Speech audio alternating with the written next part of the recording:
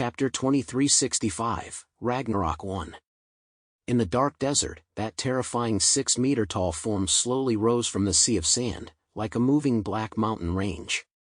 Sand grains cascaded like a waterfall from its carapace covered in vicious spikes, gleaming with an ominous metallic coldness beneath the blood-red sky. Its blood-red, emotionless eyes slowly rotated, each lens reflecting 3 diminutive figures. A predator's cold, ruthless gleam flickered within them. Odin scanned the database, finally locating this creature's information within the Dark Moon Empire's records. Crusher Scorpion. An exile of the Dark Moon Empire, once one of its mighty warlords. Odin's single eye narrowed slightly, its pupil reflecting every detail of this colossal creature. He could clearly see the ancient patterns etched into Crusher Scorpion's carapace, feeling the suffocating pressure radiating from it. Damn it! Odin drew a deep breath. A flicker of gravity crossed his eyes, swiftly replaced by resolute battle intent. Having encountered it, he knew escape was impossible. Only a fight to the death remained. Therefore, by the name of Asgard. His deep voice echoed across the sand sea, his single eye blazing with sun-like brilliance. In his right hand, terrifying silver lightning flared, coalescing into a solid spear over 2 meters long. Gungnir, the eternal spear, destined to strike true. He hurled it with all his might from his palm. In an instant, it traversed the hundreds of meters between them, hurtling straight toward the scorpion's chest. The divine spear became a streak of light piercing heaven and earth, its tip tearing through space with an aura of annihilation, driving straight toward the Crusher Scorpion. The thunder's might made the air itself emit a scorched, acrid scent. A move impossible to evade, only to be met head-on. Yet facing Odin's terrifying strike, the Crusher Scorpion stood rooted to the spot, not moving an inch. Clang! The claw on its right arm opened effortlessly, clamping down on the thunder-forged spear. As easily as pinching a chopstick, Gungnir howled and thunder roared, yet it could not advance a single inch. Ability Index, 46,000 points. Before such an absolute power disparity, even Gungnir, bound by its infallible strike, lost its sharp edge. Odin's pupil abruptly contracted. His single eye reflected the sight of the divine spear shattering inch by inch. His ability index stood at 38,000 points, nearly 10,000 points below his opponent's. Such a gap left him utterly clueless about how to defeat the opponent before him. Damn it! His luck was truly abysmal. But Zhang Yi and the others weren't by his side. Now, the only person he could rely on was himself. Is this heaven's punishment for me? To have me die here? Despair filled Odin's heart. Yet, in that instant of despair, a strange sense of acceptance also emerged. This world always favored the strong and eliminated the weak. The moment he ceased being among humanity's elite warriors, perhaps this day was destined to come. Yet in this moment, the fire burning in his eyes blazed hotter than ever, as if it could set the dark sky itself ablaze. But I refuse to believe in fate. His intense gaze fixed on Loki, Barrett Thomas and Death Goddess Hela, Lois Andre. We are the 3 great gods of Asgard. How could we perish on some distant moon? Quite right. Loki drew the massive battle axe from his back, a weapon utterly disproportionate to his frame, as the crimson in his eyes deepened. Time to revel. Loki's roar split the sky. His once cunning eyes were now entirely drenched in blood, pupils constricted into dangerous vertical slits. Viking blood stirred within him, and as a top-tier enhancement-type ability user, he was a born, battle-crazed maniac. Fear? He had never known such a feeling. Even against the mightiest foe, he would draw his blade and fight. Runes along the bound-rod battle-axe ignited one by one. Crimson patterns crawled up his cheeks as madness and battle-lust nearly overflowed from his eye. Boom! He streaked across the dark sands like a bullet, hurtling toward the scorpion like a hurricane. His battle-axe erupted with a blood-red glow, aimed squarely at the scorpion's head as he brought it crashing down. Die! His battle cry became a near-mad roar. As the axe swung, his eyes saw only the terrifying form of the scorpion, all reason replaced by primal combat instinct.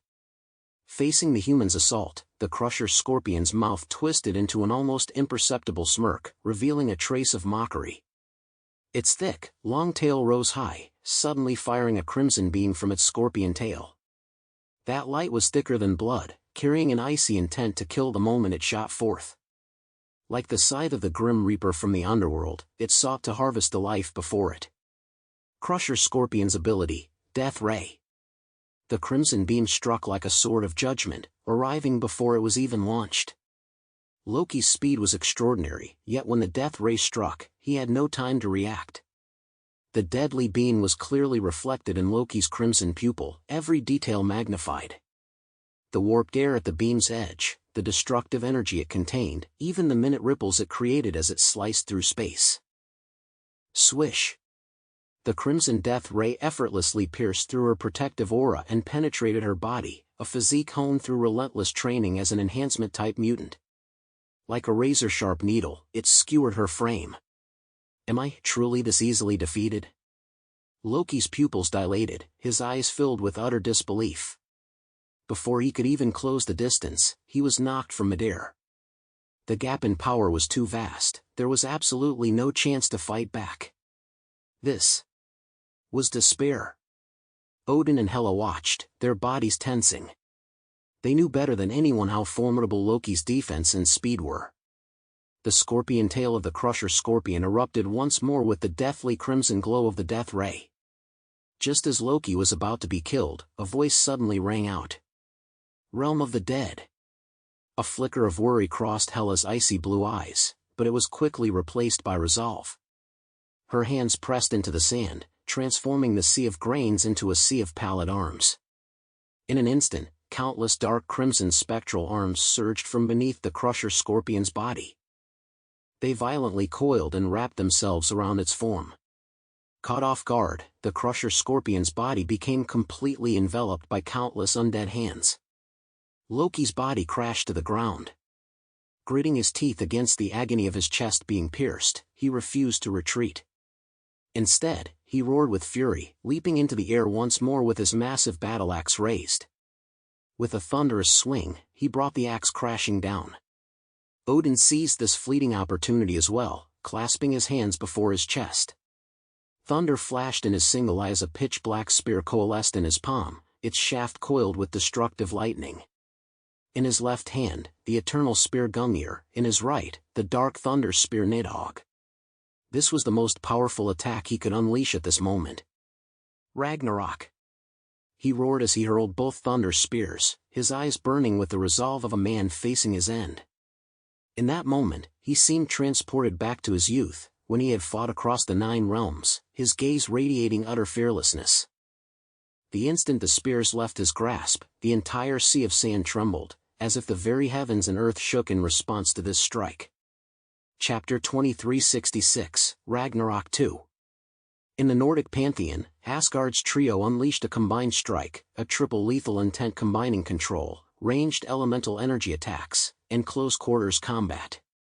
All three locked onto the scorpion before them in an instant. Yet Hela's undead tentacle control shattered instantly under the Crusher Scorpion shockwave. 2 thunder-forged spears closed in, while the battle axe hovered overhead, radiating a fierce intent to kill. A strange flicker passed through the remnant scorpion's eyes. A fierce deathlight erupted violently from its body. Wave after wave of crimson beams erupted from the scorpion's tail like radiating rays, gorgeous yet carrying the scent of death. In an instant, the entire area was enveloped in crimson deathlight.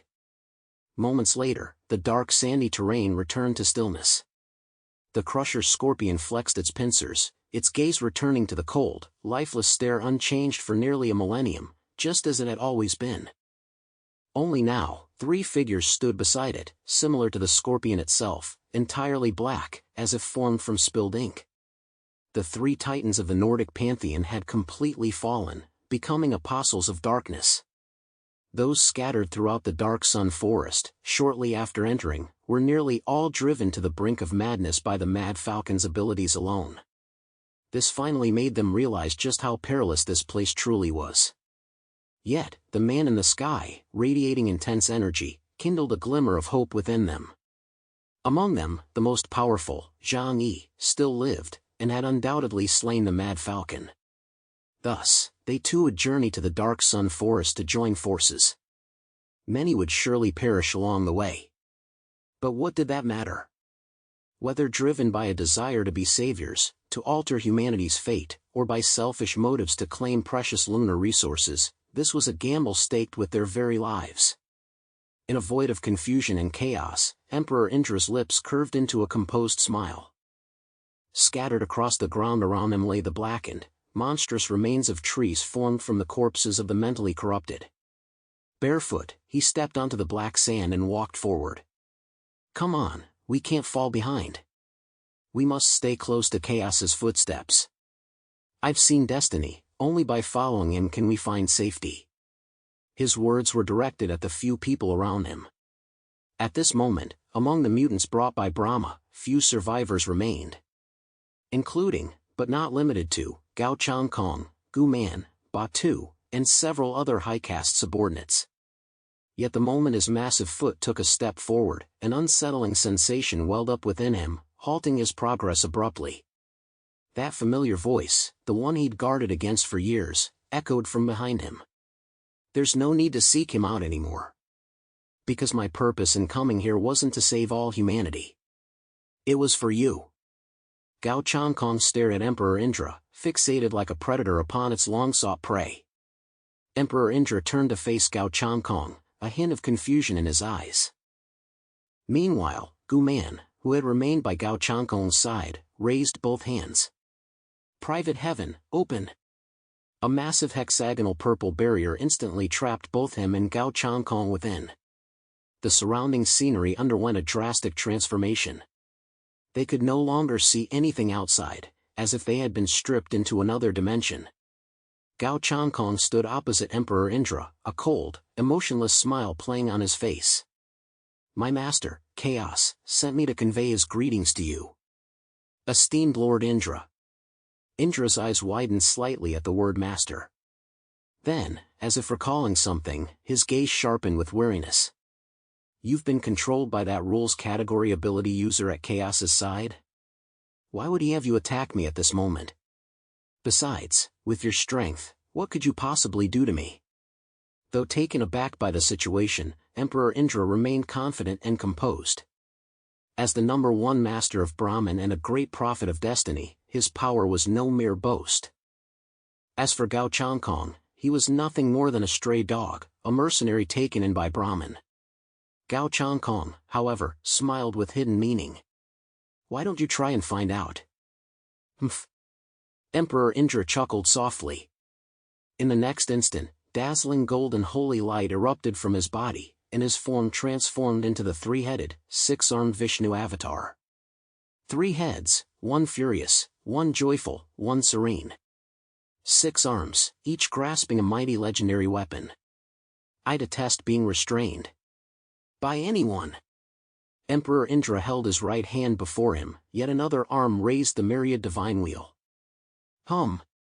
The ceaselessly spinning Dharma wheel instantly left his fingertips, piercing the void toward the very edge of this space. Yet the entire space merely trembled faintly, unbroken.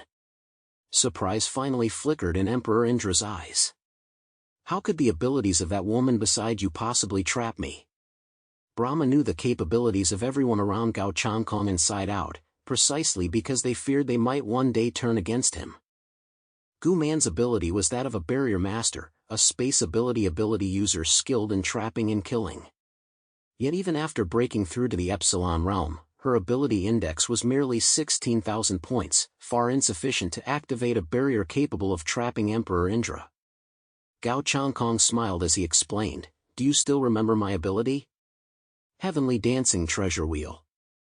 Your specialty is the meditation seal's reincarnation theory. But surely you don't think I'm trapped within your cycle too? Emperor Indra countered with a smile. His time manipulation abilities far surpassed Gao Changkong's. Otherwise, how could he have maintained such a steady dominance over Gao Changkong all these years? Gao Changkong didn't answer his question directly, instead recounting a past event. 2 years ago, I witnessed your duel with Zhang Yi on the Great Snow Mountain. He stared intently at Emperor Indra. I watched your 7 treasure golden steps fade layer by layer. Others may not grasp its significance, but I understand it all too well. I too once believed your power was near invincible. With 7 chances, you could control any battle. That was even more terrifying than my own reincarnation theory. In fact, I once thought it was an advanced version of my reincarnation theory. Until later, he curved his lips into a smile. I witnessed you being defeated by chaos. Only then did I realize your power isn't invincible. Your ability has weaknesses, and I've already found that weakness. A crack finally appeared in the serene, confident expression on Emperor Indra's face. Chapter 2367, Ragnarok 3. Neither man rushed to strike. Gao Changkong's sudden betrayal caught Emperor Indra completely off guard. In a clash between masters, psychological warfare proved equally crucial. Gao Changkong's decision to strike here against Emperor Indra clearly signaled meticulous preparation. Emperor Indra's tone grew deep and solemn. You came to the moon just for me? Gao Changkong smiled. Didn't you also distrust me? Otherwise, you could have brought others from the 8 tribes' heavenly dragon. Because you know that in all of Brahma, besides you, no one else can hold me back. But, he suddenly laughed aloud, his laughter as radiant as the sun of old. I too have been waiting for this moment, Emperor Indra. Emperor Indra's brow furrowed slightly, a sense of foreboding rising within him. 6 arms shot upward, various divine instruments erupting with overwhelming power. The Vishnu bow drew an arrow, a golden arrow breaking through the air, flew toward the edge of the spatial node. The conch shell and the guardian divine hammer unleashed waves of supernatural energy, surging like ocean tides in all directions, seeking a flaw in this barrier. Gao Changkong shook his head, useless. In my mind, I've prepared for this battle over 300 times. For this reason, I deliberately guided Gu Man to choose the unique ability path, the private paradise, after her Epsilon ascension. He spread his arms wide, revealing the pale purple space. Its ability is remarkably simple, a domain existing solely for one person. Anyone but you may freely enter and exit this space. Yet for you alone, it possesses the most absolute sealing power. Emperor Indra narrowed his eyes. Hypnosis? That's all? Exactly. That's all. Gao Changkong smiled, his broad palms hanging loosely at his sides. He appeared relaxed and casual, yet maintained a posture ready to strike at any moment. So you're saying that as long as you trap me with you in this specific space, you're certain you can kill me? Emperor Indra pointed at his own nose, a calm smile returning to his face. You're that confident in yourself? Yeah, I am. Gao Changkong sighed, this is the command Master Chaos gave me. I must carry it out. I hate the feeling of someone always towering over me. So, Emperor Indra, I've wanted to take you out for a long time. A shadow of gloom flickered in Emperor Indra's heart. Zhang Yi.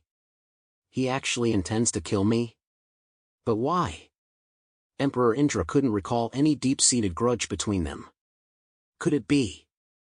A terrifying thought emerged in Emperor Indra's mind. Huashu Kingdom, driven by past grievances, intends to conquer Brahma.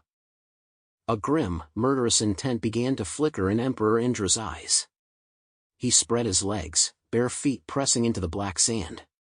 Golden light flared, a 7-tiered golden staircase rising beneath him. From his right hand, a supernatural energy coalesced into the ancient, elegant heavenly exalted parasol. You're too naive, Garuda. Destiny is mine, you have no chance to kill me. For I am destiny itself. Gao Changkong smiled. Behind him, the heavenly dancing treasure wheel materialized, a colossal ring formed by mystical rune stones, each stone representing a formidable power. Akala seal. Golden immovable wisdom king armor shielded his form. Sun will seal. A golden sun will greatsword materialized in his right hand. Clad in golden battle armor, wielding a golden holy sword, he stood before Emperor Indra like a deity. Surge after surge of supernatural energy erupted from both figures. Emperor Indra's ability index had already reached a staggering 39,000 points. Even without the enhancement of the power of faith of Brahma, propelled by the collective strength of the entire nation, the rate at which his ability index was rising remained terrifying. Yet, in the next instant, something unexpected happened that caught Emperor Indra off guard. Because Gao Changkong's body also erupted with an energy reaction, registering an ability index of 36,000 points. How is this possible? Where did you obtain this power? The situation spiraled beyond his control, causing Emperor Indra to cry out in shock. Naturally, it comes from the gift of the Trimurti. Gao Changkong declared with a smile, his golden holy sword pointing directly at Emperor Indra. The three-headed clan has chosen me. They deem me more worthy than you to be the ruler of tyrants. The three-headed clan, an ancient race dormant beneath the soil of Brahma. Characterized by colossal snake forms with 3 heads, they were the angelic race of Brahma's primordial era. Indeed, Emperor Indra's own meteoric rise in power had been aided by them. Thus, this revelation struck Emperor Indra like a bolt from the blue. How could they possibly choose you?